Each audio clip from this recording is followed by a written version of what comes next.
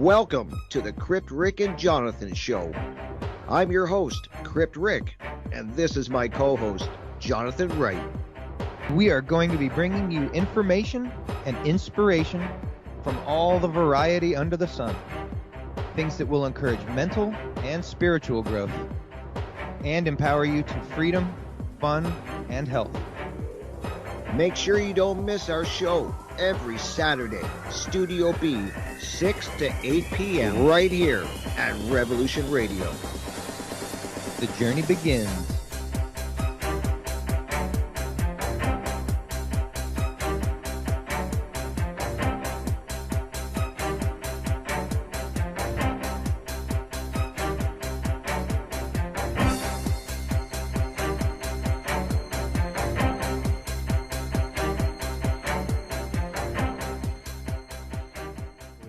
Welcome everybody. My God, it's another Saturday evening and also very special show tonight because we are bringing in a new year, 2022, almost, at least for us, where I am, out of the way, and 2023 is almost on its way here very, very soon. So this is very cool. I'm excited to be here this evening and doing a show on, New Year's Eve, at least where I am. I know some people around the world have already had their New Year's, so Happy New Year to all of you people. And hope you had a great New Year. I know that a lot of people around here are doing the party thing and that.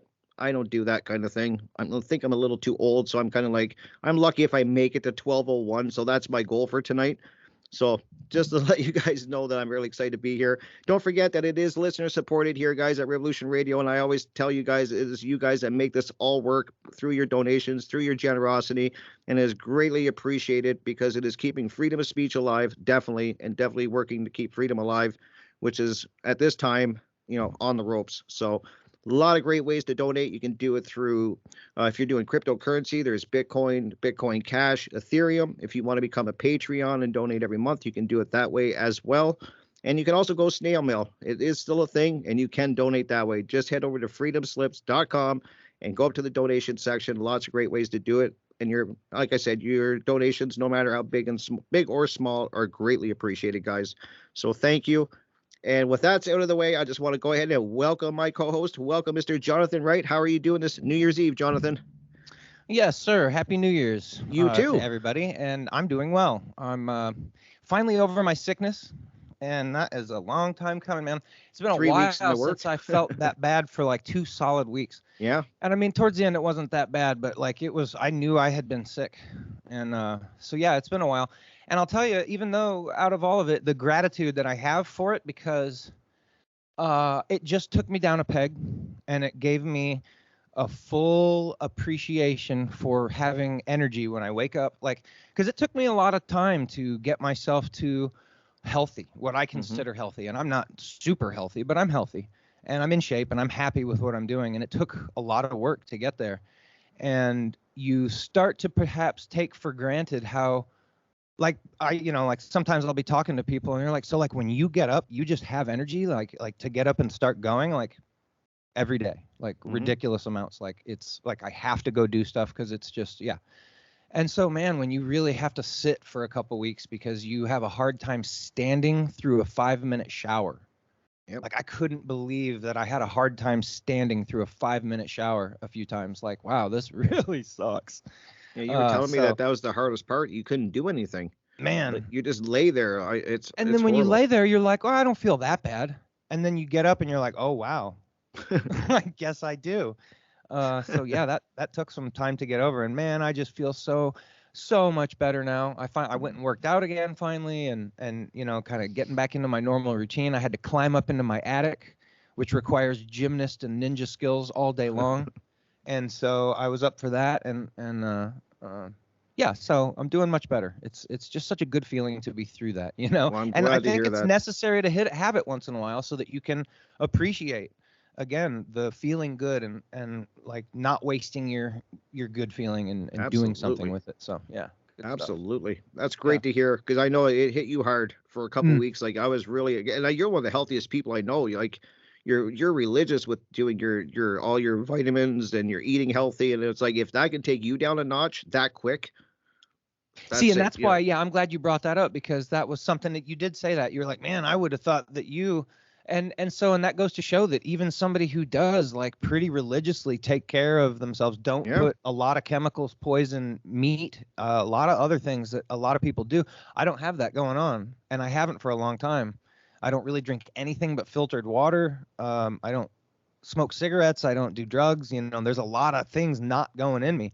And so to still be able to get pretty sick, it just makes you realize that, it makes me, first of all, completely question things still, because terrain theory is not entirely it. Germ theory is not it.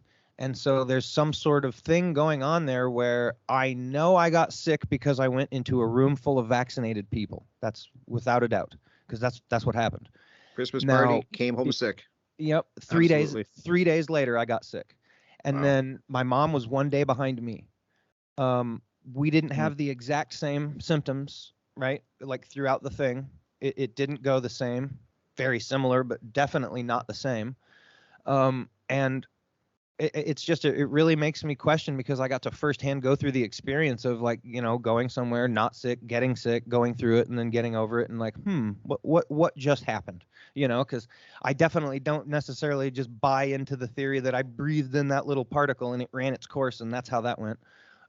But I definitely picked something up contagiously through some means, being at that party, and went through it, and so even taking care of yourself and doing all that, like I still went through it. So sickness is real, and taking care of yourself is, I probably experienced half, I bet, of what I should have. You know what I mean? Because good point. I'm a pretty big baby when it comes to being sick, and it kicked my butt, but I think it could have been a lot worse, is what I'm getting at. And for sure. So yeah, I think I did good just taking care of myself in that regard. But absolutely, it's hugely important. So absolutely, that's why we talk about it so often. So I'm glad that we brought that up, because we talk about health all the time, and very important. And I'm learning that as we go. And it's funny too, because my mom was starting to get like she needed some laxatives, and so this goes along with the health thing, and that's again, just to quickly get this out there, and I picked up the one that I have in my cabinet, dude, and it comes from Bayer, of course, the Bayer company. So I should have known better right then, but of course, so I'm reading through it, and it's just, and I'm like, whatever, 1 to 3 days and blah blah blah, be good. If you have a kidney disease, don't do this. Okay, well, if you're allergic to polyethylene glycol, do not take. What? If you're allergic to drinking antifreeze, don't take this. Well, of course, So then, yeah, it's like literally active ingredient, polyethylene glycol. Incredible. Period. So yeah, I'm betting it makes you go to the bathroom. I mean, it's just like you drink a poison that your body just goes, oh my God, reject it with everything we have. And then it's like, see, it blew it out the other end. There you go.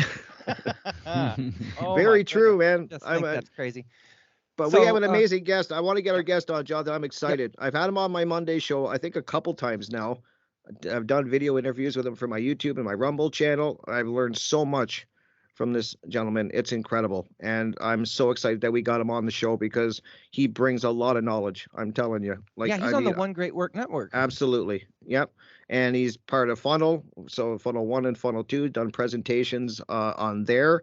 Doing a lot of behind the scenes. So, I mean, very, very active in getting the message of natural law and conscious parenting and the whole gamut. He's getting that out there, and incredible. Part of the Natural Freedom League is that. So, I mean, what can I say? He covers so much, and so much great information. Absolutely. Yeah, I think we're going to talk to him today about some parenting stuff too. Absolutely. And that goes right along with everything that we talk about. It's just so good to finally have somebody that really focuses on this, that actually can have like a legitimate conversation, because I can have some good questions. Oh, me too. And some good maybe possible insights. But like I've heard Will give his presentations and a lot of his stuff before, and it's very well thought out. He's done this before. And absolutely. So I'm looking forward to this. This will be good. So let's welcome Will Keller to the show. Welcome, Will, this is definitely your first time coming on our show. So welcome. It's great to have you here.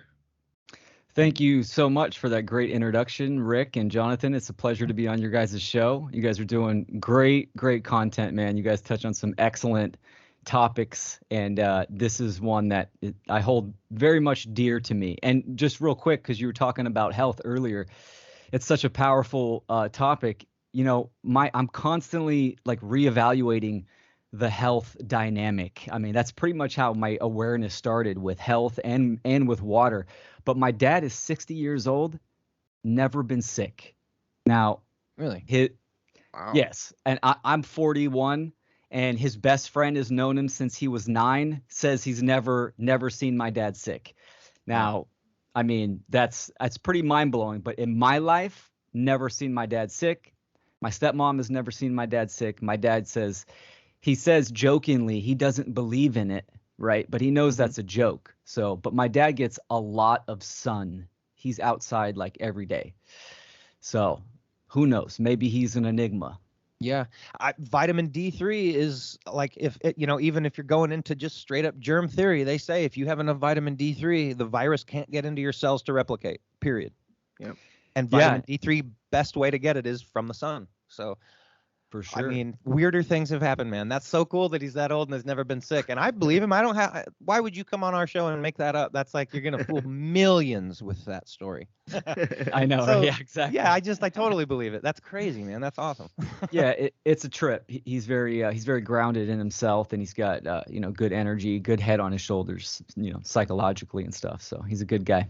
Yep. Wow. That's And cool. just what a coincidence, during COVID, they were telling everybody to stay in and not, stay indoors. And I was like, I'm going outside. That's what I did through the whole COVID thing. I just sat outside and cooked myself in the sun. I did great. I was fine. I think one of the more important things that we took out of that story is that he didn't believe in it. That's the whole point of COVID. They told you to believe in it through the television. And if you're like, I don't believe in it though, you weren't going to get it. I mean, so yeah, that's a good exactly. point. Yeah, exactly. very good stuff. I didn't believe in it, and I didn't really take that stance until I heard David Icke talking about it. But I was like, oh, it makes so much more sense, because to me, it's all a lie. Some way or another, they're lying to us. And so to hear it presented as like, well, imagine that they really lied to you. And it's like, oh, because yeah, that is what I believe. I just didn't quite think like that. But yep, I bet they just made the whole thing up completely. They already work on stuff in labs that they, bioweapons and stuff that they can spray on us. And then, because when that first all broke out, they were shuttling people around, man, and there was people watching people get shuttled around, and they're like, what's going on here? Like the feds are like moving around buses of people from China into Texas and into over here, and what's going on? Why are you doing that? We're supposed to be on a lockdown. So I think that's how they were spreading something. They actually have to get something on you for it to be like the virus, for it to work like that germ theory. Because I don't think you can get one guy gets sick and then now the whole world's sharing the same thing. I just don't think it works like that. But I do think they can spray a crowd of people with something, and now those crowd of people in, say, an amount of time can go spread that thing over into an area. I believe in that. Yeah, we need to understand, energy exchange as well, right? I mean, germ theory and terrain theory. I'm definitely do not subscribe to germ theory whatsoever, but I'm not 100% in terrain theory. I think it's more probable that it's like terrain theory, but there's also some factors that a lot of people are missing, and I would definitely look at the energetic exchange between people and environment. Right. I mean, that's a big, The Invisible Rainbow is a really good book that kind of dives into that. I have it. I haven't read it. It's part of my pile. It's part of my pile that keeps growing. That's like, well, if I buy it, I'll read it. Yeah, I have a couple piles like that, man. Yeah. They just keep so growing. Much to take in. There's only so much time, and my book collection is growing and growing, but I can only read it so fast. But I will get to them. I'll get to them. Yep. Yeah, I'm just like, well, if I buy that, then it'll force me to read it. And then I get the Invisible Rainbow, and it shows up. It's like 2 Bibles put together. I'm like, oh, that's good. But very interesting. So what I know you talk a lot about conscious parenting. Well, we've talked about it on my show, and I think it's so important because I just see where things are going, and parenting in general. This is such a vast topic. So I want you to enter it where you think you want to start covering, and then we can. I know I'm going to have tons of questions, as I'm sure Jonathan will, but I have friends that are parents, and what I see is it bothers me. Like it's because I see where it's going, and I see a lot of different aspects where there's not really any parenting going on, from what I can see. It's a lot. I've told people before, I see technology basically raising their children, and they're not really getting out and doing things with them. I was very fortunate, and I had a stay-at-home mother till I went to high school, and she had me out in nature constantly and exploring and encouraged me to do these things. And I just don't. What is going on, Will? Like, break it Mm. down for us. Yeah, really good points. I always start with like a caveat. I try to speak plainly and simplify the profound. This topic of conscious parenting is obviously sensitive for a lot of people, but Right. I don't care. I think more people need to have these conversations because we're dealing with children, we're dealing with the future. And I mean, this is one of the most, personally, I think the most important topic for freedom, to create freedom. It always starts in the mind, and that always starts within the household, within the family dynamic. So when we get, an overarching understanding of what's going on in the world, that government is rampant and people believe in government, that it has the belief in human authority has validity, and these psychopaths have a right to do this. This all stems from something. This ideology, it stems from when we were children, the programming that we have picked up from our parents. So absolutely, the majority of human beings are spiritual children, right? We have not reached adulthood in understanding the natural world, how reality operates, and how to act in the world, right? How to think and how to act. This is, this reducing what's going down, what's going down in the world. We can bring it down to the causal factors, and it's as simple as that. We do not know how to think correctly and act correctly, and that stems from incorrect parenting. So, we can define some terms. And again, I've done a couple of presentations like Jonathan mentioned. I highly recommend people go check those out because I don't want to kind of repeat myself in interviews. I love doing interviews on this topic, but let's dive into like some newer, juicier stuff. And again, I'm open to all questions and all topics for sure. But let's get some foundational terms down. Like, what is conscious parenting? What does it mean to be a conscious parent? Well, it means that you are educated as a parent, right? You understand your role in the natural world. A man and a woman came together and had a child. This created a vessel for a soul to have an experience. This is the human experience. We are born in this reality to grow and evolve in consciousness, and we have a physical vessel to do this.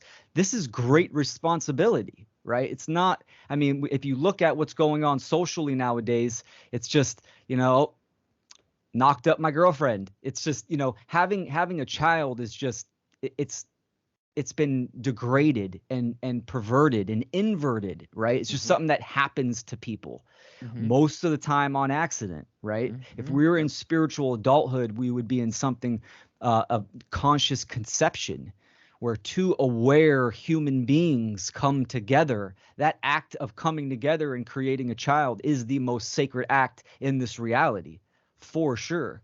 So it's very important, especially when you're doing it consciously. But nowadays, it's so easy for just parents to just have kids and then just give them off to culture and give them off to these institutions. And there's hardly any accountability, responsibility, correct engagement, right? And these are some of the things that we were going to talk about today. So conscious parenting, right? I mean, if you break the words up. Conscious, a being's ability to recognize patterns within itself and in its environment, i.e. awareness. A simple term, awareness. So you have to be educated. You have to actually understand the natural world, how it works, and how to act, and understand the modalities of consciousness, thought, emotion, and action. So these are fundamental, yet the human species has just strayed so far from what it means to be human, right? So that's conscious. And parenting, it's the most common term, right? Parenting. It's kind of a funny term. If you look at the word parenting, pair, renting, a pair of people renting from whom? Well, who's making a claim upon human beings? The state, the government, the social engineers, right? The people, the elites, the people, or not the elites, but the people who are controlling the world. So to use a more descriptive term, it's a stewardship. It's a stewardship and a facilitation, meaning that because you've created your child, this does not give you ownership of your child, right? And that what I just said kind of stems into the abortion type topic, right? Maybe we can dive into that later on. But you do not, because you either you're a woman where you're creating the vessel, or you're the man that applied the seed, right? It takes two. They're equally important, but you don't own your child. So this is a being that is having its individual experience, and we as stewardships, which stewardship, the word actually means entrusted to one's care, usually of great importance. This is what it is. So we are a facilitator. We're helping this young being become self-sufficient.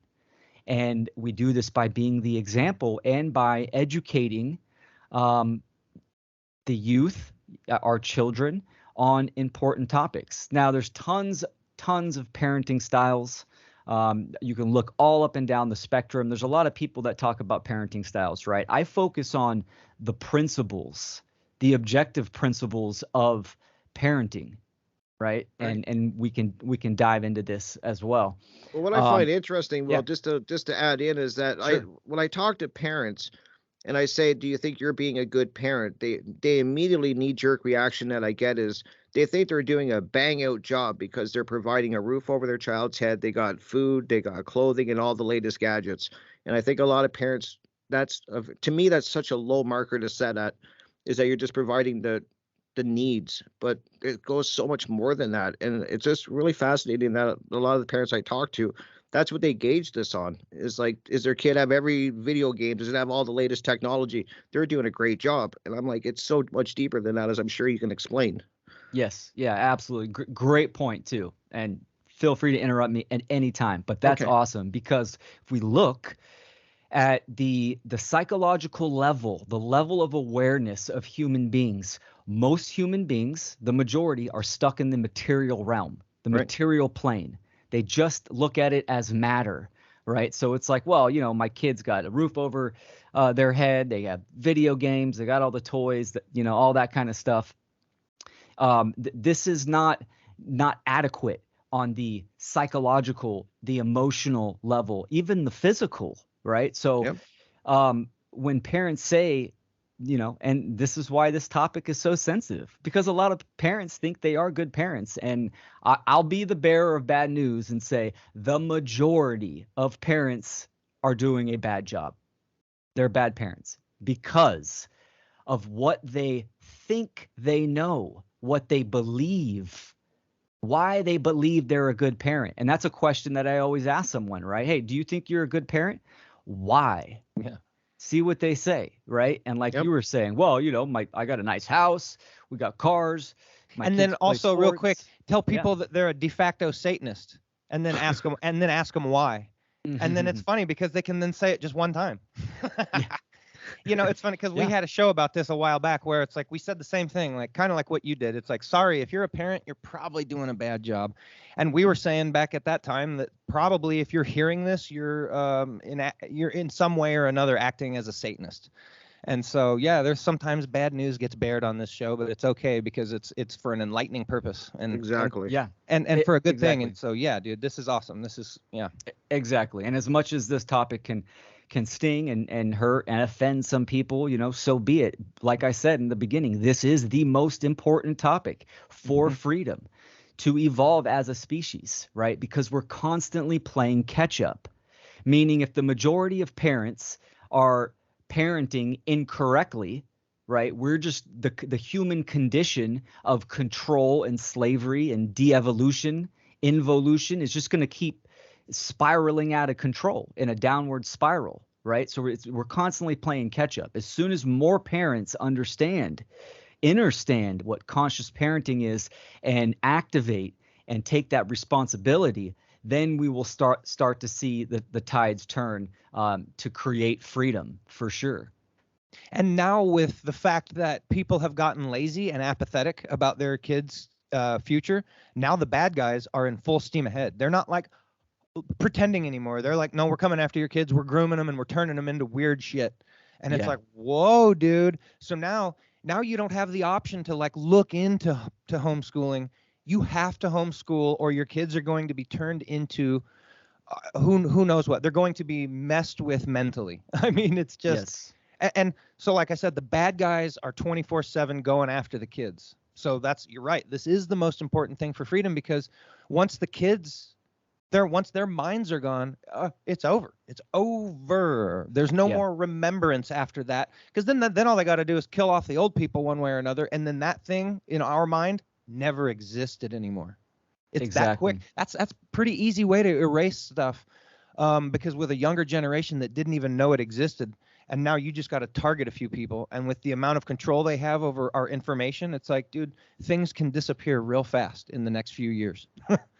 Yeah. Absolutely, man. You know, and I use this term a lot, right? It's distract the older generation and program and condition the younger generation, because the younger generation is going to create and set the tone for the new society, or how society is going to function in the future. This is why culture is the strong arm of tyranny, why it has so much power over the minds of the youth.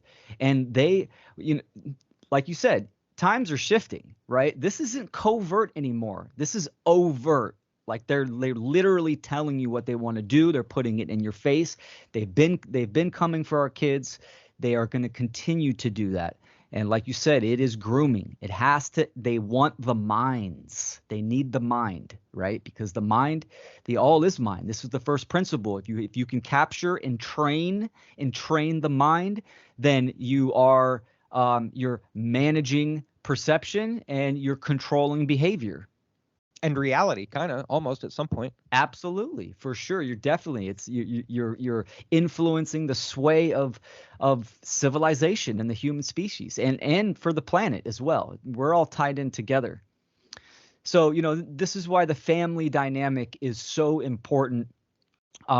This is the foundation, the structure of psychological, emotional, moral, and spiritual development. Now, for me, and I'll also say this too, I have a 9-year-old daughter.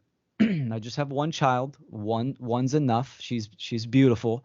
I'm in a co-parenting situation, like the majority of parents, right? Co-parenting is the norm nowadays, and that can be extremely brutal. So we can touch on that as well. But it's important to understand that this is what is targeted. The family dynamic at the young age, as young as possible, the social engineers want to put a wedge in the family dynamic. And they do this through ideologies, right? And I use this good phrase. This is called psychological transference.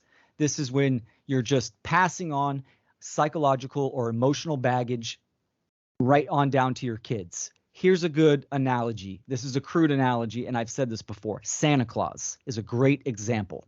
Oh, yeah. So a whole bunch of people, right? They propagate the ideology of the belief in Santa Claus, right? Hate to break it, Santa Claus isn't real, doesn't exist, right? There's no fat guy coming down your chimney putting toys under there. But what does Santa Claus do, right? He watches you all year to make sure you're naughty or nice. So it's perception management for behavior control. And this is done for young kids. Well, every young kid finds out that, hey, my parents lied to me. Santa Claus isn't real. They grow up, they have kids, and what do? They propagate Santa Claus. They do the same thing. And sure, it's fun and all that kind of stuff, but still, like I said, this is a small analogy. Mm-hmm. We can apply this to the world. And the belief in human authority is the same thing as Santa Claus, right? We're propagating an ideology that is artificial. It's fictitious. It has no validity in reality, but we are passing it on to our children as well. So, and this goes all down the board for parenting, schooling, the physical aspect with vaccines, what your children are eating, food, dietary, psychologically, right? Even through technology, culture. Culture is so big, entertainment, and all of this, right? It severs the connection, the natural connection of parents and children, because that's what they want. They want the mind. And this is why you have daycare, preschool. They want you to get them into the institutions, take them to the pediatrician as early as possible, do that checkup, every once in a while, and get your genetic modification and your toxin injections, right? Mm-hmm. These are all beliefs. These are all belief systems. You talk to people that are completely unaware of needlecraft, meaning vaccinations, right? They give their kids vaccines because they got their vaccines, right? Mm-hmm. But when they were young, it was 30. Now it's 78 or 84. So it's just psychological transference. We're just passing the buck on down to our children, and it's just getting worse and worse. Yeah, it blows my mind that we can consider injecting children with vaccines. Like, that doesn't even make sense to me. Like, and again, it's this weird scientism thing going on in the world that people have decided that people in the white lab coats and the stuff that's been kind of transferred down to us through television somehow seems to be like the thing that everybody's like, yay.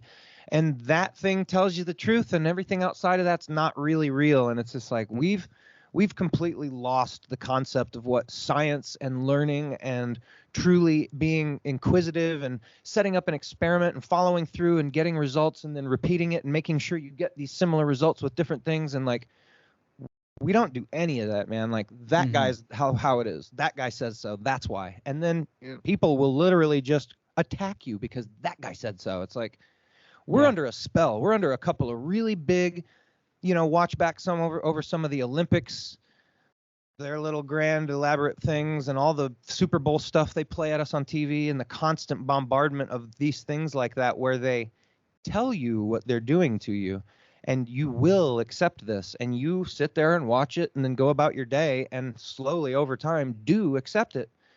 And you've then now kind of created this. And so it's just crazy. And again, that's how they know they're doing this. So that's why they're going after the kids, because that's how they're going to get their world created. They're not worried about us. They know that we know, and they know there's nothing they can do about that. So we'll just go after the kids. And we'll burden them with so much weight of money and crap, and then that they can't just take care of their own kids. They have to rely on us. There we are. Very interesting. Yeah, for sure. Yeah, definitely. I think it's social media too. I that's another topic I like to cover more. I want to get into more about the social media aspect of it, because when we were growing up, Will, like, we didn't have, I think back, like, I mean, like, we didn't have all this technology, but at least when I was younger, we didn't. And I can't even imagine even the stress that children are going through just from that aspect of it, the social media aspect of it. Kind of like when you were in school at my age, you got picked on, you kind of went home, that was your haven. And you could kind of have your group of friends outside of that system, and it was fine. But now with social media, they can attack you constantly, and do websites about you, whatever they want. I just think it's changed so quickly for children in such a short amount of time that we haven't even begun to see the damage that this technology is doing. Which I agree with a lot of. I agree, technology can be used for great things. It's making this happen, but there is a dark side to it. And I just really, when I see parents giving these tablets and devices to children so young, like 3-4 years old, they can work one better than I can. There's got to be a backlash to this somewhere. There's got to be a dark side to it. Yeah, and every parent knows, if your young child plays on the iPad or the phone or even the TV, right, take it away from them and watch how they act. Exactly. There is a detox. There is a withdrawal, right? This is addiction.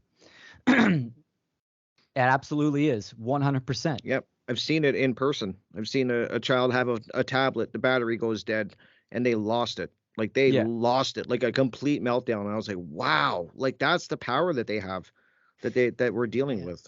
For sure. Yeah, and I'm not of the position that technology is bad. I understand it's a tool. It can be used for good or for negative consequences. So it's all about a balance. And so we'll talk about real quick on the parenting aspect, because there's some principles that apply to all parents. Right. And this journey of parenting, it's individualized. It's custom to every household and family, which is kind of that's the beautiful thing, right? Mm-hmm. A lot of parents, they look and they want the ultimate like format, the ultimate parental guide, so they can mimic, right? And it's like, look, you're not going to find that, right? You are, the relationship that you have with your children is unique and special. You can't copycat other parents or anything like that. But there are some principles. Excuse me. There are some principles that every parent needs to know. And and I'll say another thing. Since my daughter's 9, I've focused on, the age group of around 9 all the way younger, the formative years and stuff like that. But once you're a parent, you're always a parent.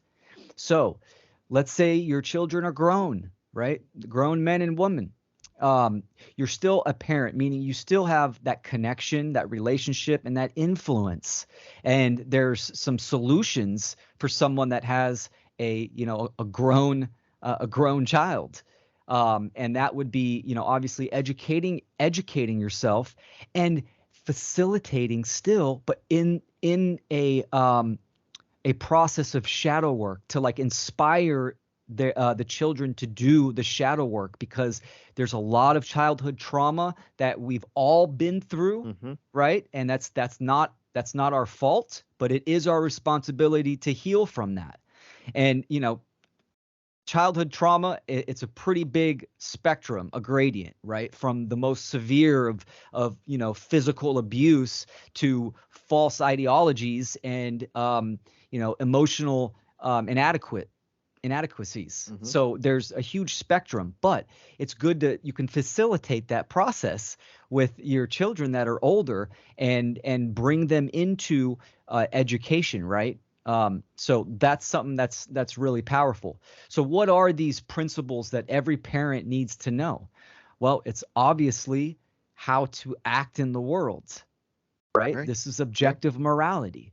Morality is the difference between right action and wrong action. In the definition, it implies objectivity, meaning there is a difference, right? There is a definite difference, and there is a standard, an objective standard to how to act and behave. And I know you guys know this, probably a lot of your listeners, right? It's do no harm. Do no harm. Do not initiate any aggression. And if aggression is initiated upon you, you have the right to defend yourself. Right. This is very important. And now a lot of parents, oh yeah, well, I know that. Yeah, no problem. But see, you have to apply it to the world and what's going on in the current human condition. That's the hard part for a lot of people. So objective morality, it's so important. It's the most important topic because we exist in this reality and we interact. What's more basic than that? Yeah. We interact, and we're going to interact with the world and with each other. No one's born and then just lives on top of a mountain their whole life. I mean, maybe there might be some, monks out there or something, but the majority of people, we have to interact with society and with other people. So are you causing harm or not? Are you condoning, supporting aggression and harmful behavior or not? Right. So this is very important. If we can understand objective morality, everything else starts to fall in place. And guess what? Humans are pretty smart beings. We have logic and reason. We can figure out all the nitty-gritty details later on. But that's the foundation, right? The foundation has to be solid or the whole structure is going to fall over. So that is really important. Obviously, objective morality, right behavior and wrong behavior, it's based on rights, what you have the right to do and not do. Mm-hmm. So this is really important for parents to understand in correlation and correspondence to what's going on in the world, and to honor their children and respect their children's rights as well. I'm not for spanking. Spanking to me is just a cop-out. Right. I mean, most people that still, and I was spanked as a kid. I was too. It was what was it? It was part of a tradition. It was part of an ideology. This is psychological transference. Well, my dad beat me. I'm going to beat my kids. Yep. It's like without question. That's what my dad is the said. That's the way problem. my dad did it, so that's why I'm doing it. I'm like, wow, okay. Yeah. My dad spanked me here and there. It wasn't, it wasn't a lot. He loved Yeah, me very much too. So, but he gave me the best advice when my daughter was born. He said, "Look, here's the advice I'm going to give you, son.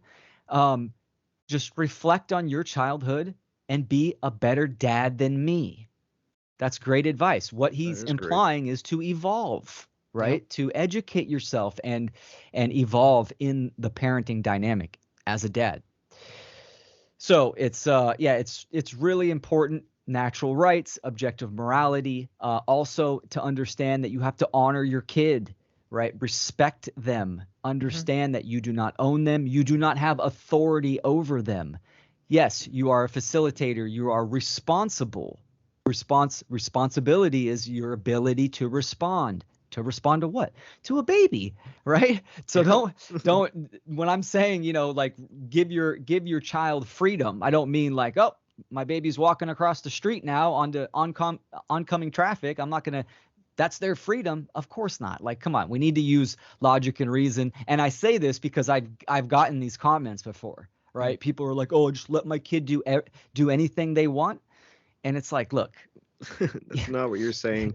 exactly. You got to be the example, right? You don't tell your kid eat healthy and you're shoving McDonald's down your throat. Right. So there was Dinah Martin, the way she kind of explained it, like kind of let them do whatever they want. And that was her approach, and that was just the way the lecture I was listening to anyway.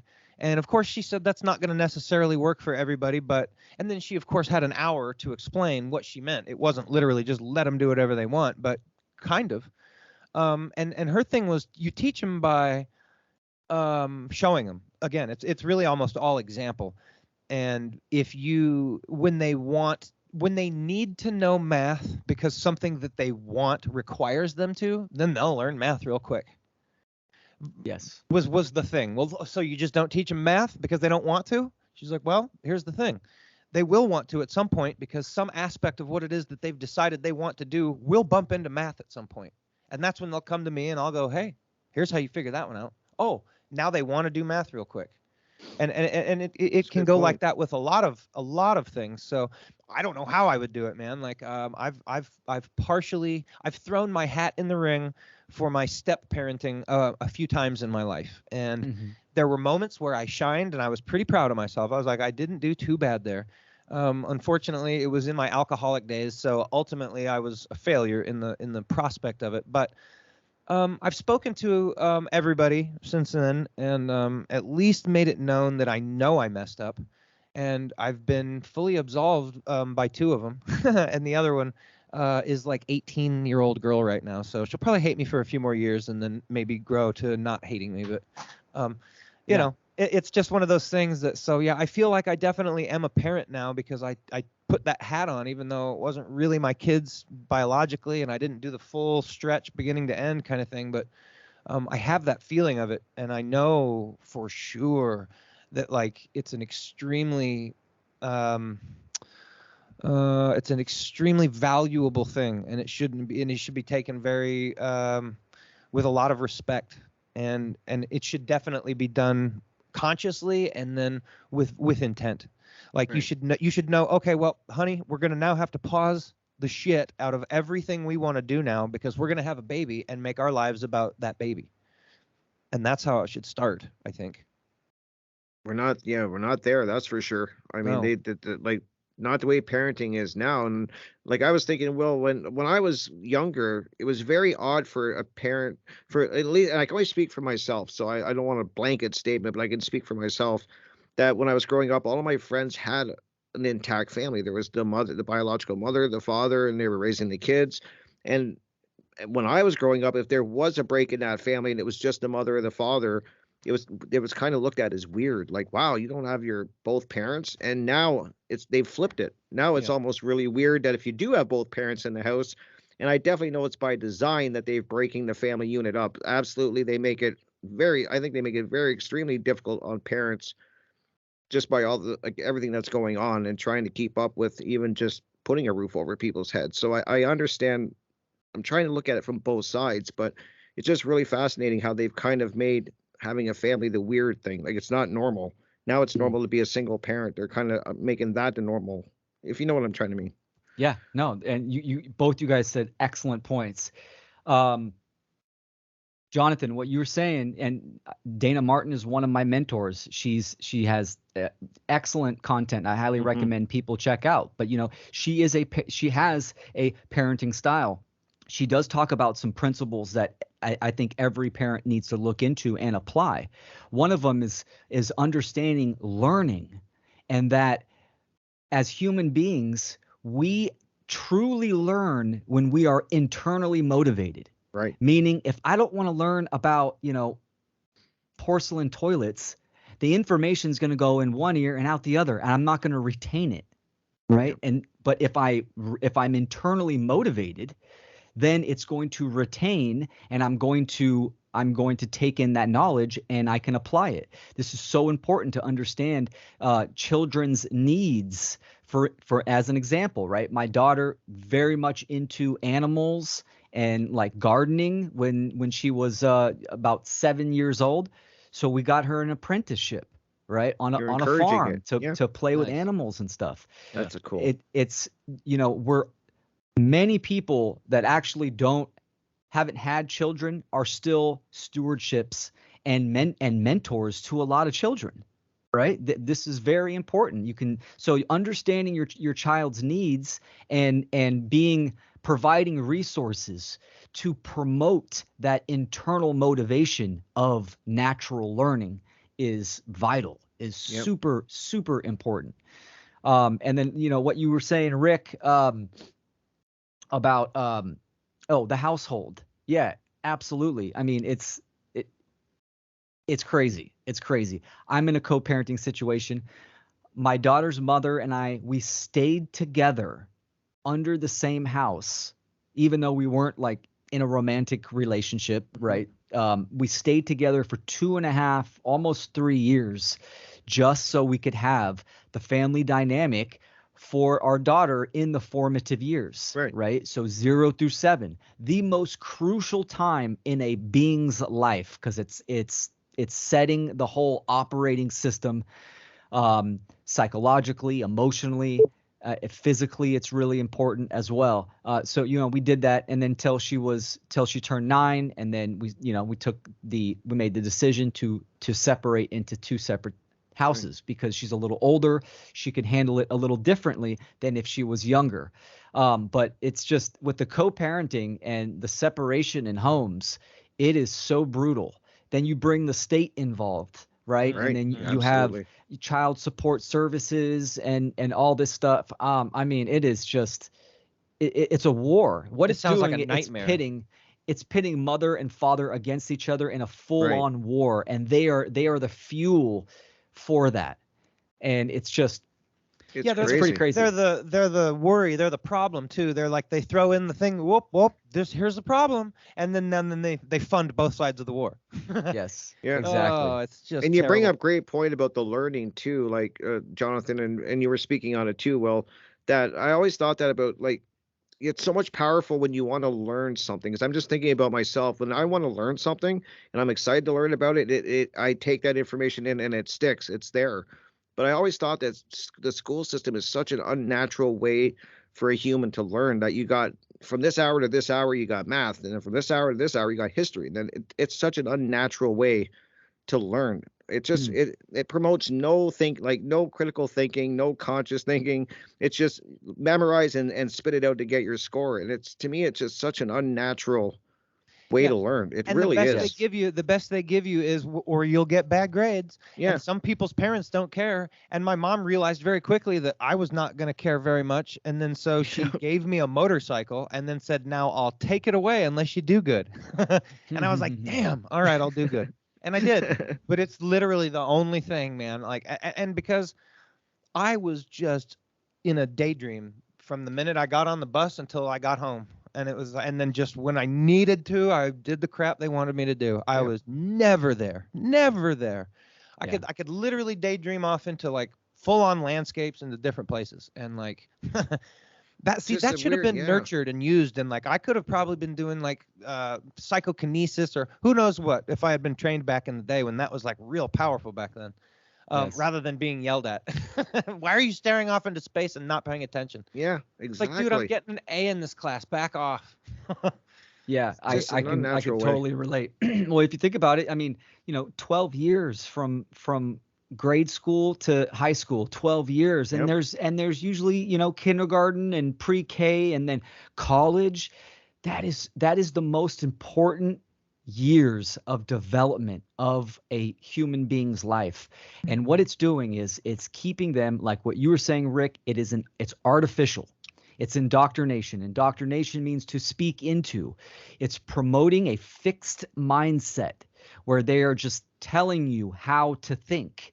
And what is that going to do? It destroys critical thinking. Absolutely. And free thinking. And it's a limiter for consciousness. That's right. This is what the indoctrination, outcome-based education is all about in the States and all over the world. It's just about creating a fixed mind state for good workers, obedient slaves. Absolutely. Wow, it's crazy, and it's so. And I'm glad that people are. I hope people are starting to realize that it's such an unnatural way to learn. I knew that at a young age. I would try to tell my parents that I'm like this. I don't care about this. Like, I don't want, what I mean? I don't need to know about it. Why? And I was, why do I need to do this? For me, it was art. I was very big into art and I loved being out in nature and that. And if I just think of all the time that I was learning these things that I would have learned eventually as I needed them, but if it would have been focused on a passion, like I think of people that are great at music and stuff and they're stuck doing all of this stuff that doesn't really matter. Why not focus in and harness in on something that you're passionate about? You're going to, as Jonathan said, and you said too, Will, you're going to learn the skills that you need as you go. If you need to learn math, you're going to figure it out, especially if it's part of your passion. It just, to me, that makes sense. We need to become autodidacts, right? Yeah, this is the natural. We talked about the artificial as a fixed mindset. Well, what's the natural? The natural is a growth mindset, one of learning, accepting challenges, and growing, right? This is extremely important. This is where the internal motivation of learning comes into play, and just growing. Go ahead, Jonathan. I cut you off. Sorry. Yep. Oh, no, it's cool. I was just going to pop in and say something really just kind of similar to just like people figuring out on their own. Time. The way I look at it is like if we run our society a little bit more differently, which is all kind of comes together. Like you don't necessarily have to know all that math right off the bat. Like the way they do it in school again is like, all right, surround yourself. Don't let that guy cheat off you and don't cheat off him and then get a better grade than him. Maybe you'll win a prize. You know what I mean? That kind of that attitude, that competition. Whereas it's like, dude, it's cool. Even if you don't know how to do this, that guy, look at him. He's already done. You know what I mean? Like I don't know how he knows this stuff, but he does. So we're good. We got that guy. We got that guy. And that guy over there did the same thing. So we're good. But they don't. They're like, you're not gonna do well in life. You're gonna fail because you can't do what that guy just did. You know what I mean? And it's I've had teachers say that. So right. So first of all, that's just a first of all. If we did things a little differently like that, and then dude, one day he'll either get he'll get that same level of whatever, or he'll get as much as he needs, because it'll come about that he needs to know some math or some trig or something that's like, well, I got to study it a little. And he'll get as much as he needs out of it, and that's all he'll ever need. Why would he need more? Why does he have to know this more? Why does he have to understand like all the different parts of English composition and all? Dude, maybe he doesn't. And so yeah, it's such a weird forced curriculum.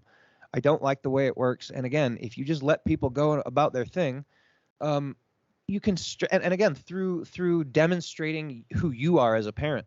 Like your children will care about their vocabulary when they see that you have a good vocabulary and use it appropriately. And even within your spouse, you discuss words and things like that. Like, oh, the kid will figure out real quick it matters. And all these things, body language and all these little things that you would think that actually don't even really get taught in school. They're for kids to figure out on their own. At some point, consciousness evolves and they go, oh, they just become aware of things. And that's a kind of a cool aspect of learning too. But you want them to be around people who are behaving in the way that when they do have those epiphanies, it's because they're watching this person behave and they go, oh, now I get it. There's the music. Jonathan, first hour down. Wow, I'll tell you, that went quick. We are here with our amazing guest, Will Keller. Jonathan, the hours fly by when you have an amazing guest. Yeah, that was crazy. I was like, oh, wow, here it is. All right, guys, stick around. We will be back for hour 2 in like 4 or 5 minutes, guys. So stick around. Lots more to come. Welcome back, everybody. Hope everybody had a good little break there. I can't believe, Jonathan, how quick the first hour always seems to fly by. It flies by when you're having fun, man. It sure does. And we have an amazing guest. I hope everybody caught the first hour. We're here with Will Keller. We are talking about conscious parenting and so many other important topics. And thank you once again, Will, for being here. I always enjoy having you on and the discussions that we have. I learned so much. So I can only thank you. I can never stop thanking you enough. It's a pleasure, my brothers. I appreciate both you guys. Yeah, Awesome. definitely. Thank you for being here, man. It's been good. It's been good. I knew we were going to have you on. Rick and I talked about this a while back when we started doing this, and I was just kind of trying to envision how kind of what the show was going to be about and what it was going to go. And I think just freedom in general, because one, that's a huge topic, and there's a lot of ways you can approach it. And you Good can topic. find that, you can find that there's some because everybody needs to be moving towards this in some way or another, freedom. And so but I like to show the idea that it's like a big giant wheel. You can approach it from so many angles, whatever's most effective in your life, to get it. Like, so for example, growing food and it all will come back to responsibility at some point, raising children properly. It's all going to come back to responsibility. But yeah, It's a good question, Jonathan, because a lot of people say they want freedom. Right. I hear people say that all the time, but what does that really mean? I mean, so maybe, Will, you can touch in on this. Like, let's touch in on that. Like, they say they want it, but do they even know what they really mean or what they want? Or it's a great question. Yeah, I'm glad you're going there, right? Because freedom has everything to do with parenting. And specifically, I want to bring in, right, the teenage years of young adults now, right? Preteens and teenage years, which are known as like the rebel years, right? It's like this has been manufactured, the rebel years, right, of the teenage age group, right? The only reason why there is a rebellion, quote unquote, in the family household dynamic, right, is because of incorrect behavior. Freedom is, in my opinion, and I think is true, the meaning of life. Consciousness wants to evolve and expand. Nature, you can look at plants, animals, they just want to expand and evolve. Human beings, we want to do as we please and evolve and grow and expand. There's this expansion from the macro to micro, right? This is freedom. Well, what is freedom? Is unrestricted free will expression. So when you are raising children, like raising their awareness, their level of consciousness, and they get into the preteens, now they've already have their operating system, their foundational tools that they have received from parents and also their environment as well. Now they're becoming self-sufficient, right? A lot of parents want to restrict them, restrict what they think, how they express themselves, want to restrict their movement and their actions. Now, if you restrict anything in the natural world, then you get blowback. It's going to fight back, right? Anything does that, even plants and stuff. If you're trying to contain plants, it's going to want to try to grow out of whatever you're containing it, right? You have to cut it back if you don't, like a plant in a pot.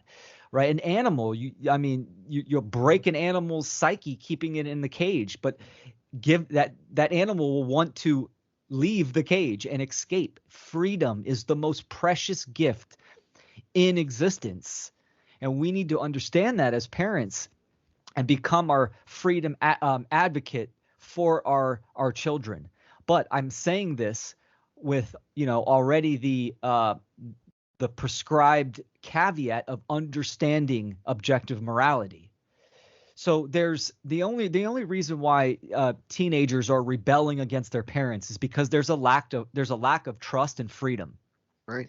They are trying to control their kids. They don't trust their kids, and that's going to create hardships, and it's going to create psychological and emotional issues for the kids as well, and the parents, right? The kids probably don't trust the parents either, because the parents aren't being good physical examples of how to behave. The kids are smart enough to see this and go, bullshit, dude. And you can't get any respect when that's the attitude going on in the back of their mind. It's like, dude, if you're not putting forth the example so that you can stand on how you are, yeah, no, you're not going to raise your kids. Exactly. It's because the parents are acting like tyrants. Yep. This is the difference from peaceful parenting or, freedom parenting or authoritarian parenting. And, most parents are in that authoritarian dynamic because they've been conditioned and programmed that way by design. And you hear parents say too, which drives me crazy. And my dad used to say it to me, like, do what I say, not what I do. And that would drive me crazy. I'm like, that is such a cop out to me. Like, what a like, well, I can do what I want, but don't you do it. You do. It's like, really? Like, this is where we're at. Yeah. See that. Yeah, that kind of thinking, do what I say because I said so. Yeah. All of this type of programming and conditioning is slavery. Yep. Psychological and emotional slavery. This is what we are putting onto our kids when we do this, and this is why we're in this state. Because now you have kids that are growing up, now they're adults, and they are obedient. They fully subscribe to authority in society, human authority, right? So they've already been broken, conditioned a certain way. And then there's the lack of self-respect, the lack of respect for others when it comes to justice and doing what is right, right? I mean, so right action is diminished. Critical thinking and free thinking is diminished as well. It's the same, some guy told me, raising kids is just like training a dog, just like breaking in a horse, same type of thing, right? But unfortunately, that's how a lot of parents, that's how they act. Yeah. Because how you break a horse is you wear it down, and it's through repetition of restraining the horse, right? You keep the horse on a lead line and you make it run circles so it can't have its free will expression of just running off. You do that for a long period of time. You do these exercises, and then the horse is broke. And now the horse will do whatever you say, in a sense. You can ride it. Wow. So, and that's just an example.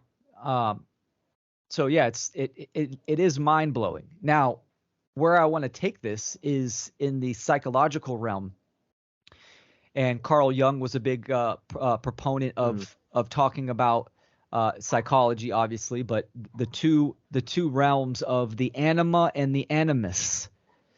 Now, just briefly, so we can define the terms, what is anima and animus, right? It means soul. It means rational soul. It means life force and consciousness. This is where animate comes from anima. To be animated is what? Is to be alive. Means you're endowed with spirit. Also, the word animal comes from anima, right? As well. Animal, one with a soul. So real quick, yeah. Just that also, because everybody pronounces it differently, but there's a Tool album that could be anima, could be anima. It's that AE character, Nima, right? So anyway, I just thought that was interesting because they're very spiritual type of a band. So that goes along with I'd never put that together. It hit me for the first time, and I was like, I just had to say something because I'm like, oh, that's cool. That might be what that album means. Anyway, great point. I know exactly what album you're talking about. Yeah, and they definitely had an awareness of some of the stuff that I'm talking about. That's cool. Because this is, as you guys know, the shadow work, right? The shadow work is extremely important, but also there's kind of the shadow work. The term shadow work it's trending right now. Absolutely. In the new age realms and the life coach. Oh, I'm doing my shadow work, internal alchemy. But a lot of people don't actually understand what that really means and entails. So, but the anima and the animus is going deeper than just the shadow work. This is going down into, and you can correspond the anima and the animus to the left and right hemisphere of the brain, but it's also energetic properties. And so the anima, it's feminine, and the animus is masculine. Now, why is this important for parenting? It's very important, actually, for all of our own psychology that we need to individually dive into to go deeper down.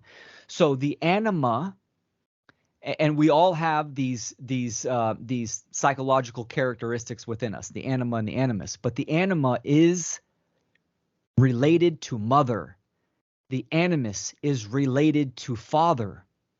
So the relationship that I've had with my mother, right, that is going to set the stage, the programming and conditioning for my animus and how I relate to women.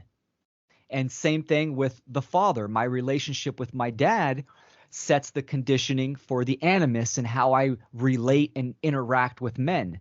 Now, here's the problem. It's the anima and the animus, they can wed the shadow, the unconscious, where people bury all their resentments and traumas and unresolved issues. They bury that down, right? Well, the anima or the animus will wed that. And that is what Carl Jung talked about as anima or animus possession, meaning that it's external. It comes out in behavior.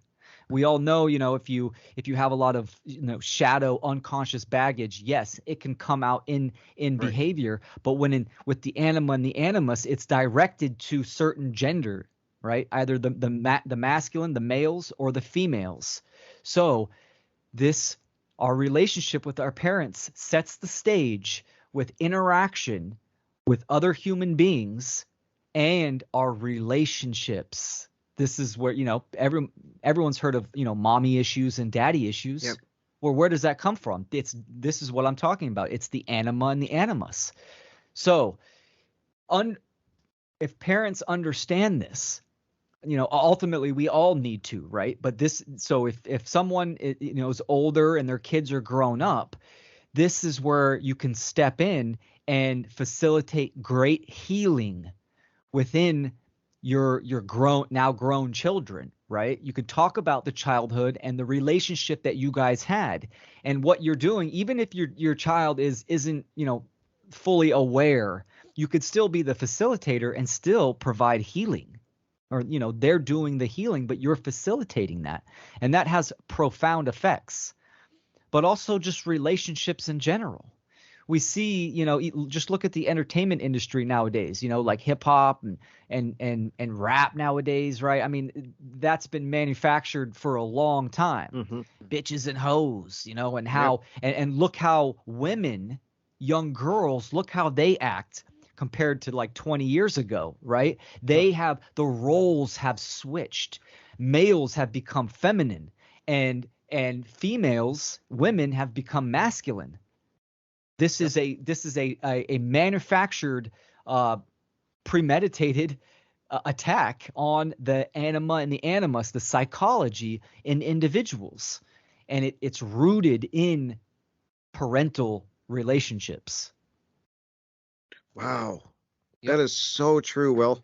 I'm just thinking now too, and I think of you hear of mommy and daddy issues, and I've always wondered, like, what do people mean when they say that? Like, and I kind of always guessed it, but it's very true. And I just think about when you're having that, if it's affecting at such a young age, as we keep saying, it keeps going back to those formative years. It's no wonder that some people fall for this false authority of government and stuff like that, because really they're looking for a father figure if they didn't have one in their life. Am I correct on thinking like that? Dude, yeah, you nailed it, man. That's exactly where I was going to take it next. That's what it comes down to when I mentioned earlier about spiritual infants, right? We're spiritual children. We haven't reached mature adulthood. Hmm. And that's exactly right. It's parental abandonment. And this allows for individuals to identify and cling on to ideologies. This is the dialectics, right? The left-right dialectic, the over spiritual, the new age or religion um, feminine aspect versus the military control aspect, or over analytical, the left brain dominant side. There's always these dialectics. Yeah. And absolutely that's what they are for.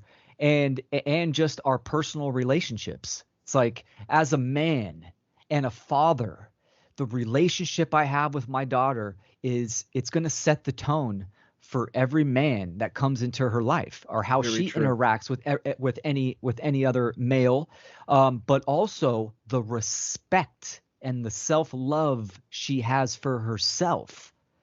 This is why when there's work that needs to be done, there's an unhealthy animus in women or men. I'm just using the example as women, right? They seek the bad boy, the guy that's the opposite of her father, or actually like her father. Right.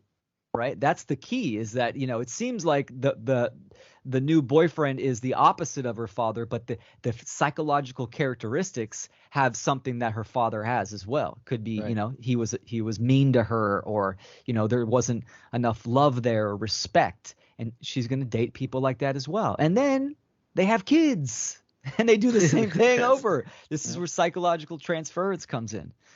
So these overarching categories, need to be understood and dove into.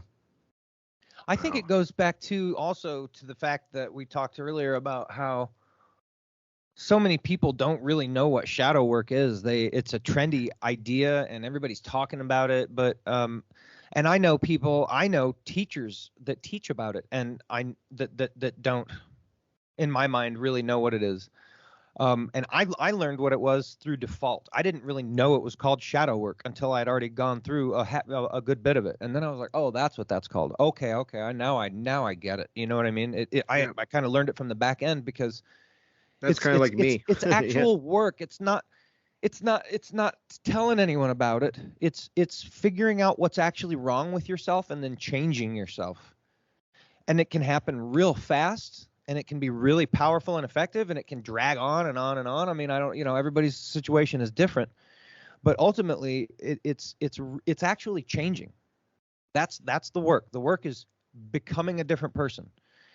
And that's so in a situation where it just kind of comes back to, if you're going to raise kids, if you're showing them baggage, they're gonna especially if you're not conscious of it, especially if you're not aware that you have issues, because kids are super smart, especially when they grow up. They can see into you, and some might be afraid to tell you, hey, dad, this and that and the other. Like, I don't mind. I'll tell my dad things, and I'm sure he doesn't really appreciate it sometimes, but nonetheless, I do it out of like, hey, this is how we get better. This is how one gets better. And so I try to leave it from necessarily pointing so much, but it's just like, and I would imagine from a parent's perspective, it's hard to hear your kids teaching you stuff. But again, that's where that's a good point. I think that's where I think the ego has to be set down a little bit, and we just have to be mellow and learn that we can learn from everybody. Everybody learns from everybody. Bro, well said.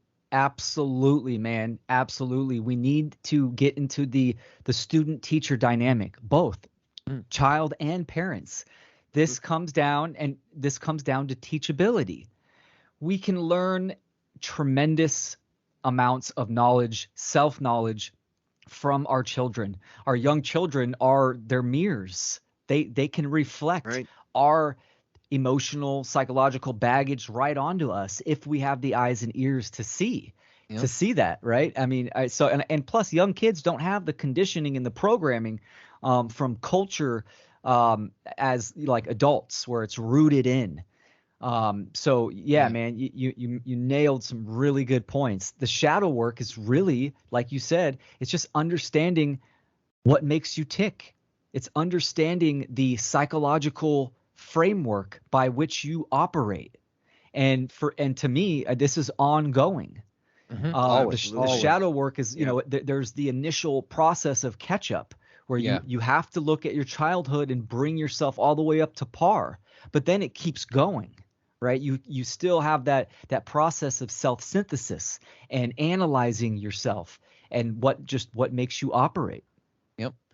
That's step I believe 11 in a 12-step program. That's part of the gig. It's like, now that you've gotten yourself better and now that you're good and you understand how you did all that, you keep doing it.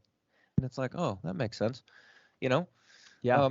And it's, that's why I liked the, AA. I mean, not so much the organization, but the way I went through it and my sponsor and how I interacted with that program was just a miracle. I was like, this is how God works. You know what I mean? Like, to me, in my situation for that thing, I didn't want to do most of what he thought my sponsor is, what I should do, which was go to all the meetings and be an AA guy. And I was like, I was very resistant to that. I only did the little bit of it to appease him, because I didn't need the whole thing. I needed the connection to higher power. I needed the facilitator of the other person for it to make it the three-way thing that it actually is, where it's like you're really that person is there for confession too, a lot, like for you to really get it off your chest to another person and to creator and say, okay, here's how I messed up. I know I messed up. I'm humble. I'm nothing, yet I'm fully a vessel willing to become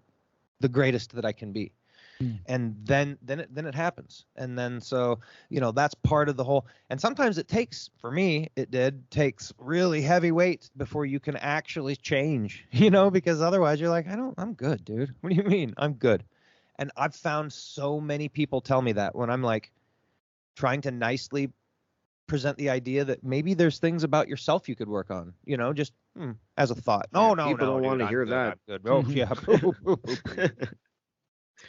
That's the great work, right? Yeah. The great work is that internal process. The one great work is the external process of educating the public and ending slavery. But that internal work has to come first. This is why the anima and the animus, understanding that, and there's, the law of correspondence, the anima and the animus on the macro planetary, right? We see this in nature. Just natural energy, it's purpose and meaning. So the animus, the masculine, is purpose, and the anima is meaning. Yeah. And this is just, it's extremely important to go deeper into that.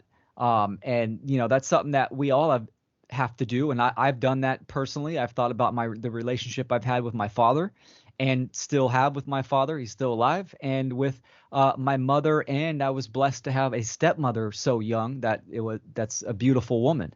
And here's the thing, co-parenting is the norm. Right. There's a lot of single parents where the other parent is completely out of the picture. Now, here's a hard truth.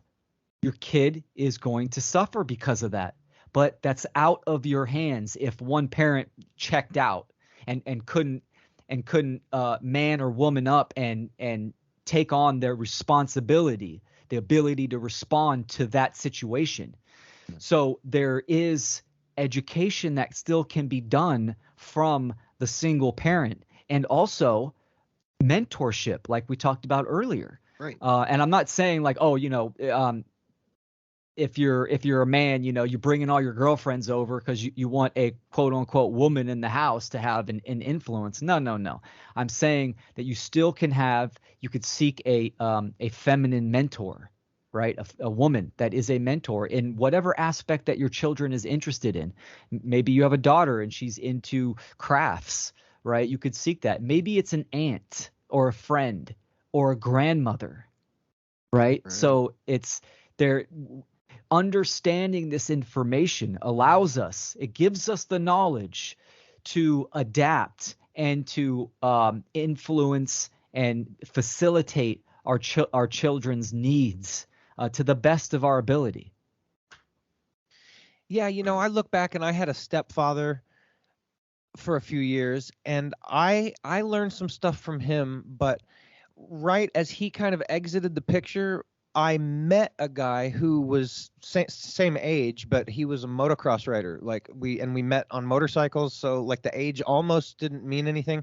My mom thought it was weird for sure. She's like, "Is he touching you? Is he making passes at you?" God, for like the first month, it was just because it was weird. I'm a 13-year-old kid. He's a 38-year-old dude, and we're going ride motorcycles all the time. She was just very leery. But anyway, that little weirdness aside, it was like, no, dude, we riding motorcycles.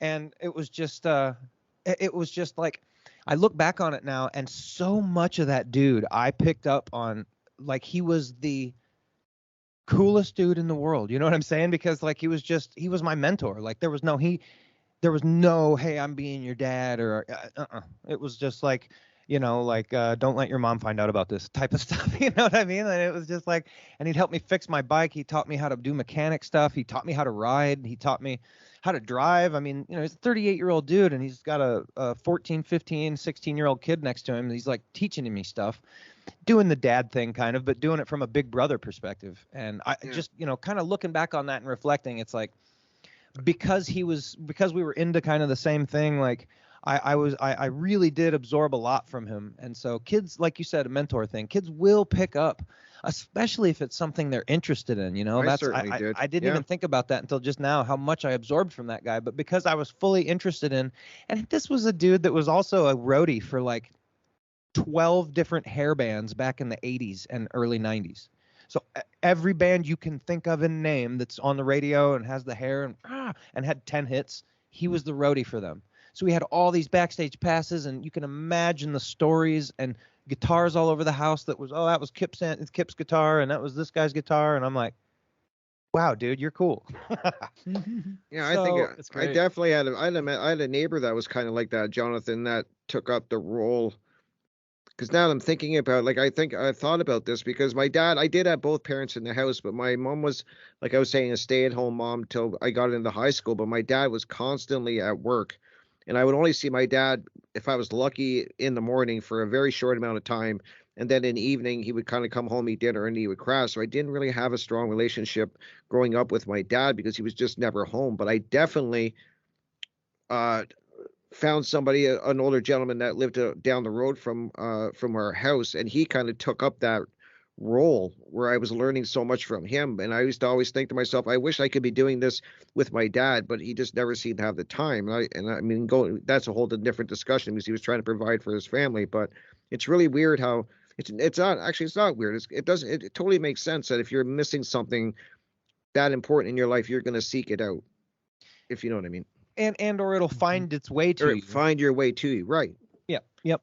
Yeah, it's kind of cool. I was just kind of reflecting on it now. Like for the first time, of course, I've thought of that dude before and how much I've learned from him. But like just to hear it in this conversation, like the way it kind of, oh yeah, and how much I actually did pick up from him versus say my stepdad, who I lived with at the time, who was kind of almost more of a tyrant. He went more tyrant method. But he was the one living with me, and that was maybe what we were supposed to do. That's just how it was supposed to be. Yeah. Whereas this other dude, no, dude, we're friends. We ride motorcycles together, and I'm just older than you, and so I know shit. So you should listen to me. Yeah. And it was like, cool. You know what I mean? It just really ties into what Will's saying, that you need both the feminine and masculine. You need to be complete. You need that. It's so important. And the non-tyrant method works. Absolutely. And I tell my daughter, I say, well, there's a couple things that I've been telling my daughter for years. Number one, I will never lie to you, and I stand firm on that, even if it's a hard truth that I'm telling her. Right? I mean, she just recently cut her hair on her own, her choice. She wanted to do it, and I told her, I don't really like it, but that's just my opinion. Right? I don't. She doesn't need to seek daddy's approval on everything, because she'll seek that in the future for other men. But the other thing that I tell her is that you're my best friend. I treat my daughter with respect. I talk to her just as I talk to my dad, my friends, I mean, so I'm not doing baby talk. I never really did that to her. I treat her just like a human being. I show just a lot of respect to her and a lot of love. So that there's that superiority complex that we're parents and our children are beneath us. And that's not a good tone to set. Absolutely. I mean, I see a lot of dynamics like that where the parents rule with an iron fist and the child has to follow the rules because that's the rules. And I just, as we're saying, that's such an unproductive way to go about it, and such a dangerous. Yeah, I don't set rules in my Yeah, house. like I don't set rules, and I'll tell you why. I use communication. So if I tell my daughter, if let's I make tinctures and I'm distilling something, right? I don't say, okay, rule, you can't go over in that room. I explain to her, say, hey, I'm distilling a tincture right now, so it's hot and the hot plate is on, so just watch out if you go over there. mhm. She could still go over there and bump into it and knock it down and break something if that was her choice, even if it was on accident. But I'm not setting a hard line, a hard rule. I like to explain things to her. This is why kids have the why stage, right? That's usually Why? like around Yeah. 4, 5, 6, right? Why? Why this? Why that? Why that? To me, that's a golden opportunity to use the trivia method of truth discovery, critical thinking, right? And engage in that.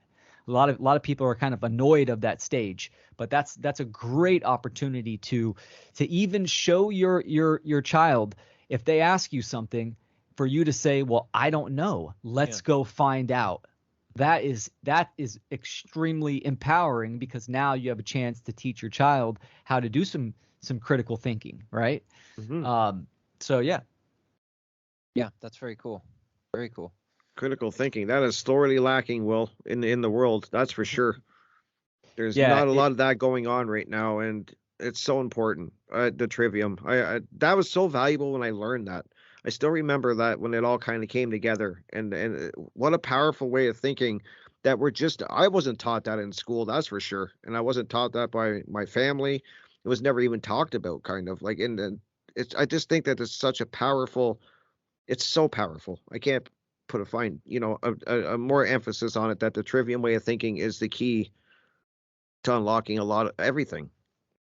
yes. And Yeah, there's a there was reason. There's a reason why it's not taught in indoctrination, public schooling, and stuff like that. yeah, I actually they didn't really teach it. They didn't call it the trivium, but we actually did have a class in my high school called critical thinking. Wow. And yeah, and I look back on my education in high school. I was in a very small kind of rural part of Colorado. It was still like up and down the main stretch there, but it was all off by itself. 187 graduating class. And dude, I don't know what was going on around me. I know that, like, as I've gotten older and kind of, like, gotten out, and I'm 47 now, and I hear people just talking about what they learned, etc., from their high school over the past 20 years. I've come to realize that I went to a really good high school, and I had really good, like, of course that's what parents always do, is they try to that's one of their higher priorities on the list, is I got a kid, make sure he gets a good school. And my mom did that. And I didn't really realize that again until, over the past 20 years, I've realized, wow, I actually had a pretty good high school. Like, they didn't indoctrinate me into stuff. There was classes that were like other people have never heard of, like critical thinking, where they actually tried to teach you how to think. And most of the teachers Interesting. were in that vein. So it's not that it was like you needed the class per se. They would kind of expect you to figure it out. It's like, dude, are you paying attention? Are you in this class with us? It's like, yes, I'm here. I'm sorry. It was interesting. So, of course, there was Yeah. probably multitudes of ways it could have been better. But what I did get, I ended up finding out is okay. So I was pleased with that. But again, nothing like you're going to get taking the reins in your own hand, and figuring out a way to homeschool yourself and That's a get good kids. topic too. How important that is. Well, homeschooling. That's another hot thing right now going on that I talk to people. A lot of people are discussing is the homeschooling, and how is it doable? Is it important? Those are great discussions. Yeah, Yeah. they make it so hard financially so that it's almost impossible. But Yeah, you have to That's a really, really important topic that I think parents need to take in a lot of education on. So, like we were saying, I mean, co-parenting is the norm. Hmm. And when you have separated parents and parents they have to work, right? It's hard. They definitely make it hard for people, and the states don't make it easy as well, right? They still want to check in with you and everything Yep. like that. 100% the ideal condition is full on unschooling, in my opinion. But now you have to be reasonable. You have to and be pragmatic and practical. That might not work for a lot of parents, and it might not work for a lot of children. Some children, they thrive in social atmospheres all the time. Not saying unschooled kids don't get any social activity, not saying that at all. But what I mean is they like the classroom type vibe, the type Right. scene.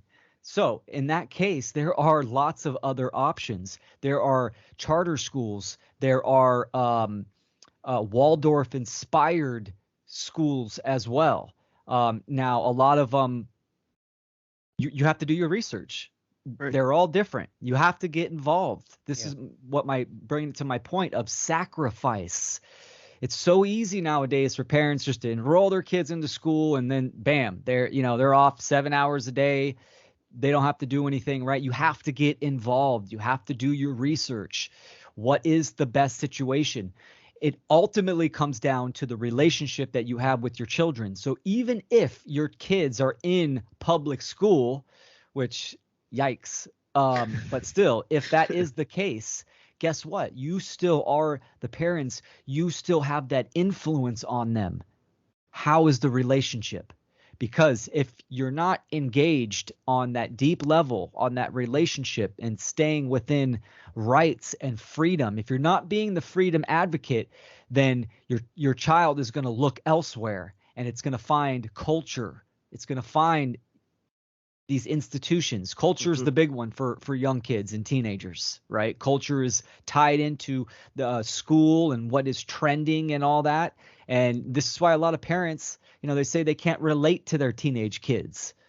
It's because you're not getting involved, and your kids have already latched on to culture, and that's a whole nother ideology that they find themselves into. So my point being is that there are options for parents. There's a lot of options, actually. If you're in a co-parenting situation, the best thing you could do is communicate with the other parent and agree on principles, morality. Right. Try to, if the other parent is completely unaware, and I trust me, I understand that. I've seen some horrific situations with parents where one parent, wants to fully vaccinate their kid and the other parent does not, and you're going to full on war. But maybe the approach is understanding natural rights and trying to communicate that to the other parent, or just showing them information and research on the pharmaceutical industry. It's a tough realm, but that's what I mean about sacrifice. We all sacrifice. Sacrifice is, you're giving up energy to do something. We are doing that now. We are sacrificing time and attention to do this episode, which is great. Yep. Right? Parents need to sacrifice for their children. And as you say that, it leads me to something that I wanted to kind of recommend as a just kind of like a little caveat to this whole idea, is that, again, we're talking about being an example to your kids. So as you're doing that, well, now I have to do something different because I can't afford to homeschool my kids. I got to have this job. Well, what about becoming self-employed? What about becoming self-employed? What about inventing a job and becoming self-employed? Maybe make candles. I don't know. That's just off the top of my head. You can make candles and you can find a way to sell candles, and you might not make a whole lot of money, but you could eventually. And then what you're doing is you're being an example. I mean, first of all, to yourself, because now you're doing it and you've got a baby that doesn't know you from Adam yet. And so while you're okay, I better figure all this out. Now the baby's starting to become one, and now you've got your foundation and you're starting to sell some candles and you got an idea. And now by the time the kid's 2, it knows mom or dad, whoever's doing this takes care of business. You know what I'm saying? Like figures out, does this. And so I'm just saying that's an additional way that one, you can conquer a problem. Well, how can I possibly, homeschool my kid? I can't afford it. Start your own business. And now you've not only done that, but now you're teaching yourself something. You will be working on shadows at that point doing this too. That's called scary stuff, where you put yourself out there and you're not relying on someone else. You will find your shadows. They'll bump into you. Oh yeah. and now you're getting more prepared for the kid when he gets older. And you're all, and you've made the decision because you've had the kid. So we're gonna, time frame wise, I'm assuming we're there. We're like, okay, had the kid. What do I do? You now make this job work. Figure out something that you love, that you're good at, that you can make some money with, and believe me, I say this because I've done it before. I've done it multiple times in multiple different ways. You can just go make money doing stuff, and not even illegal. So again, that's where your imagination and your creativity comes in. And again, real quick, I'll say in that regard, I was wondering if I was going to be able to work this in today, and right there I did. Max Planck, the physicist, his quote was, "Scientists must have a vivid and intuitive imagination because new ideas are not generated by deduction, but by an artistically creative imagination." So you want to raise good kids so that we can have freedom in this world. You yourself need to be imaginative and creative in all aspects of your life so that you can show your kid that that's what you do too. And then if you actually have that open-mindedness to do that, you will be amazed at what you can learn from your kid, because dude, then they're going to start vibing on that right away. And they're already in that realm where they're connected to that realm, dude. So it just flows through them. And if you're not sitting there telling them that's not real, don't talk like that, that thing's not there, and you're letting their imagination do it, like, you might actually realize there's something from the other side communicating with you through them. Hey, so. Yeah, dude, great points, man. Great points. And children are extremely, they have just a vast and powerful imagination, right? By design. Imagination, creativity, it's so empowering and needs to be utilized. And that's something that parents can learn from their children as well. I was blessed to grow up, and my parents grow up in a family business, right? They were that example for me. When they retired, I could have easily got a job and worked for someone. But what did I do? I started my own business, right? And I would communicate that with my daughter as I was doing that process. So you're absolutely right. We have to set that example. What's the norm nowadays, right? Oh, you got to go to college and then get a job, go work for someone. That's not always the case. It shouldn't be the case. Actually, it's not what you want to teach your kids to strive for. No, dude, you want to be the boss. You want to be the boss's boss. That's who you're trying to be. You know what I mean? You don't want someone above you, because ultimately what you're saying is, well, it's easier to just take a lesser position. Yeah, you're going to have to do a lot of stuff you don't want to do, but Friday rolls around and they just hand you a paycheck. And then, it's like, really? That's what I'm doing all this for? No, thanks. Go to college and then be a slave.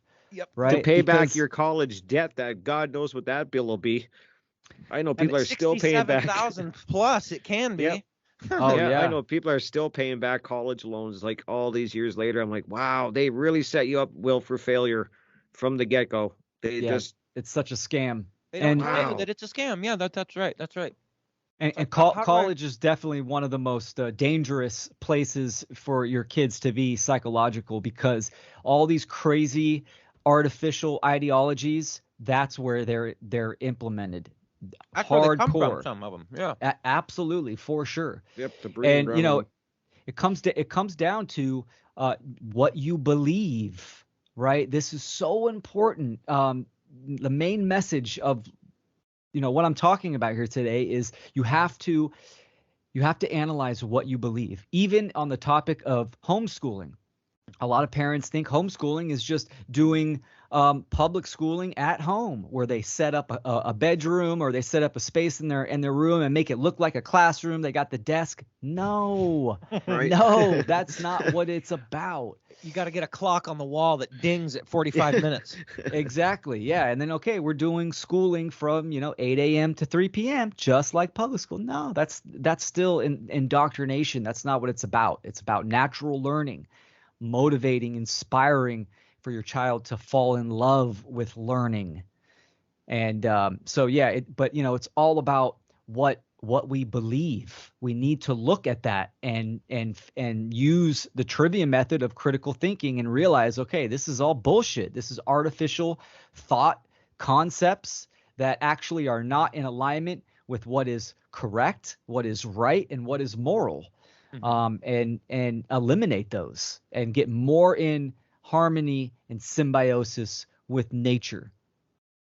Yep. Absolutely. And if you're one of the badasses out there that are like going, yep, heard this before, dude, know this, dude, then write the book for the new program that needs to be developed, because because I know there are some good homeschooling programs out there, but they can only get better because of people like Will here that are and the people that he listens to and has learned from that are actually putting skin in the game and doing these things. And so other people are then coming and listening, and these we're gonna have to take the reins and tell your friends and tell other people, and then we can work as communities. Then you can now, well, man, there's 15 parents involved in this homeschooling thing, and we're all kind of on the same page ish about how we want to do it. So now we can rotate around, and now there can be, man, this dude's got like a barn, like that's kind of cool. We can utilize that, and he's willing to let us. You know what I mean? It just again, you're so right. and it's Yeah. all There's ways to creativity go and about it. imagination. It's like, please just talk to people, communicate, go, hey, like, let's not let our kids be taught about sex when they're 4.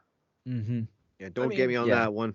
Oh my God. Yeah. And then for maybe sure. people will contact you and go, what do you mean? What do you? And then, well, let's just try to start our own thing. It'll be hard. Yep. Yep.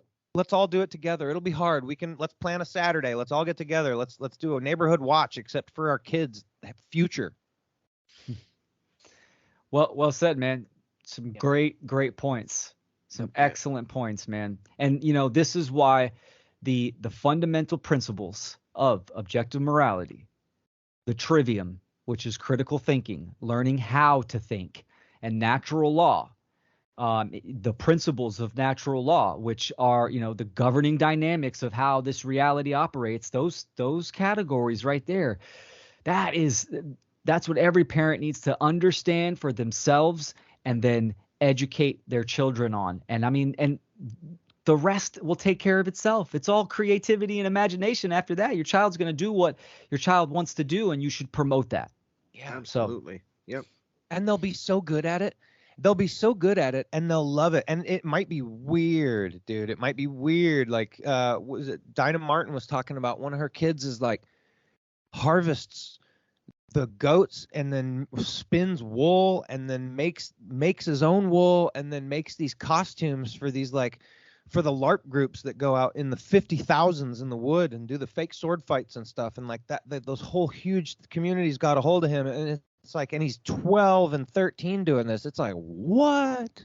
Yeah, he made some costumes for the show Vikings as well. Yeah, Right? So that's just like next level. What are you talking about? Kids are doing stuff like that. Like, yeah, and that's because she let him figure out that. Who would have known he wanted to do that?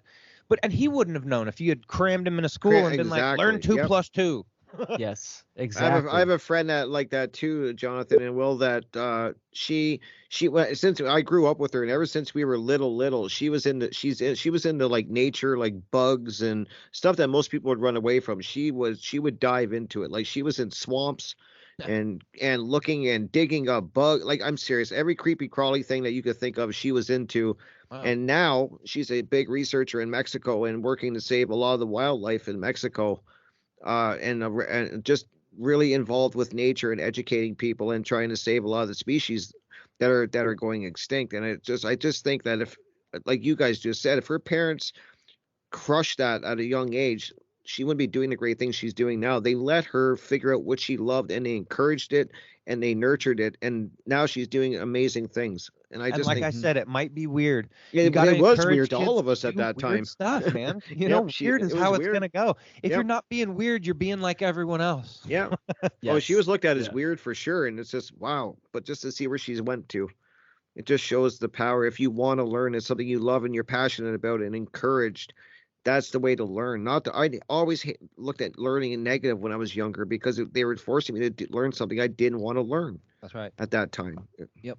Same with me. And that's a common thread with, people that are aware of what's going on, quote unquote awake, right? It's a common theme that a lot of them, in public schooling, they checked out mentally. They Yep. kind of saw that Yep. that it wasn't right, internally. So yeah, dudes, really, really good points, and then have fun with it. It's a hell of a journey, but also recognize that the agendas that are going on, and that it's scary times, but you got to be grounded within yourself as a parent. For sure. Yeah. And I'm just looking at the time. I mean, well, I could sit and talk to you for another 2 hours. You know that. I Oh yeah, learned you so guys are much great, from you. man. It flows so nicely, It man. does. Yeah. And so we got about 5 minutes left. So I want to at least give you a few minutes to let everybody know where they can find your work, what you're working on. I want to give you the floor for the next few minutes just so you Cool. can let people know everything that you need them to know, where they can find you, etc. Excellent. And thank you to all the viewers and listeners. And John and Rick, thanks for having me on. I appreciate you both and all the work that you guys do. So yeah, my main website is naturalfreedomleague.com. We're going to start doing video podcasts again in the new year. So that's going to be exciting, a new format as well. Also, I'm one of the co-creators of the Freedom Under Natural Law conferences, and that's freedomundernaturallaw.com. And I believe we are working on Funnel 3, and more details will be out soon about that. That's all I'll say. And then I'm also on the One Great Work Network.com content creator under there. So yeah, go check out my presentations on conscious parenting. I have 2 presentations. Take them in order. They are great. And also keep tabs on me because I'm creating kind of like a video series, or I don't want to say a course, but it's about 30 shorter videos for a new conscious parenting website that I'm going to launch. And Wow. So yeah, you keep tabs on me. You'll see that release in early 2023. That's Cool, going to be man. really So exciting. That's Yeah. kind of what I was talking about with the creating the new program. So you're already kind of in your own way doing your own thing, creating a program. Yeah, I want to take something. I want to, kind of go into detail of what I've learned thus far, new information that I've learned, and just dive deeper, but in an easier, shorter videos, like 10, 15-minute videos. People can take them at their own pace. Attention spans are getting shorter. Yeah, And it's just, I'm passionate about this topic. It's extremely important. And yeah, so. New Cool. content. Very exciting. Yeah. Yeah. That's how I first learned about you, Will, was your conscious parenting presentation. And it was a game changer for me because I don't think a lot of people think about that aspect of it and the conscious parenting and that. I think that and especially me because I'm not a parent. I never, I always question why people turn out the way they do and why people believe in what they do, and it always boils back to parenting. That's where it always seemed to boil back down to. Yes, the lost art of reduction, right, is when we can reduce it down to its principle and attribute, the cause and effect. I love doing that. That's a part of critical thinking. I've done that for many years. I like doing that with nature. And if you apply it to the world and what's going on, it will lead you to parenting. Mm-hmm. Yeah. For sure. Yeah. Wow. Yep. Great stuff. Yep. And and it transfers into anything. You got to take care of, a garden and crops and food in your yard or animals. And so like all the levels of consciousness that exist around you, there's an aspect of your care going into it.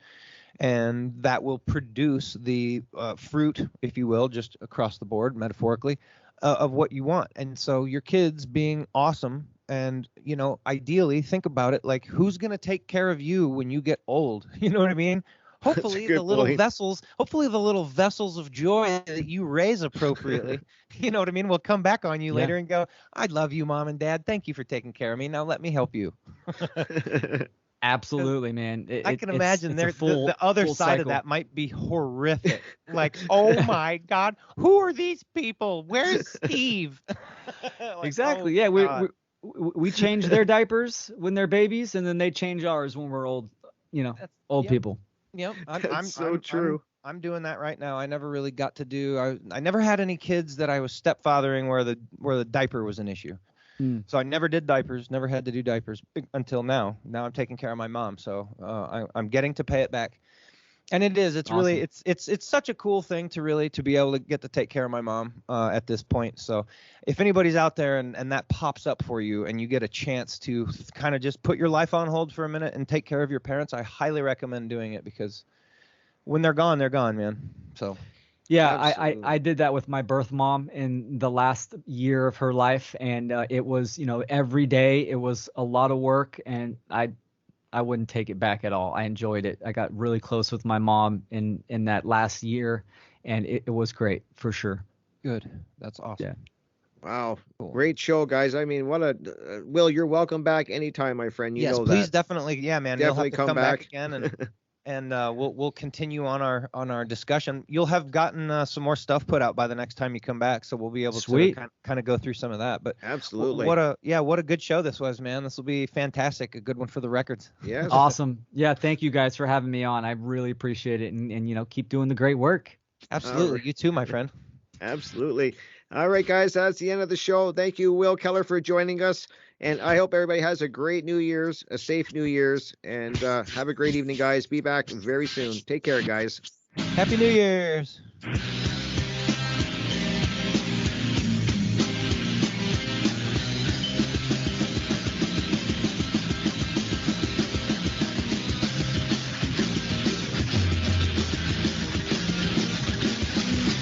Thank you for listening to Revolution Radio.